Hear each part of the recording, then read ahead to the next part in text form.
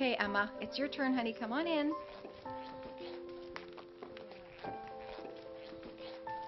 You're going to have your EEG today. Are you going to hang on to that bear? Oh, that's a good girl. Okay, we're going to take your glasses. That's a girl. Thank you.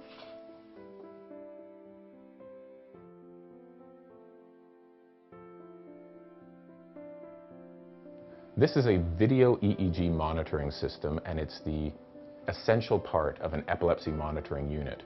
What's very special about this machine is that it captures a video picture of the child who's hooked up to it while simultaneously capturing all of the electrical brainwave tracings, and at any point in time you can go back and look at what was happening in the brain and what the child was doing at that time. It's really essential for diagnosing conditions like epilepsy. It's as important as when MRI was invented and came out in the field of neurology. MRI let us look at the brain in terms of looking at the picture of it in a way we never could before. This machine lets us understand what the brain is doing at one point in time and over a time in a way we didn't before. Epilepsy in itself is actually fairly common. About 1 in every 100 children has epilepsy. But more than that, you consider the situation of febrile seizures, which is seizures that happen in the setting of a fever. 5 out of every 100 children will have that.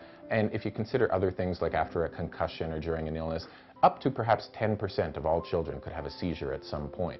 We wanted to get a machine like this for a long time. We've known we've needed one, but we didn't have the funds and the people to run it. And families from our region would have to go and spend a week in Toronto, where they would have their EEG video recording done there. And the waiting list was actually quite long, about a year.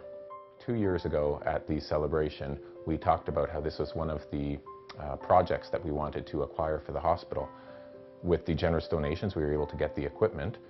We then had to recruit the people who knew how to run the equipment properly. And just within the last 2 months, we've come to the point where we're actually using it now in the hospital.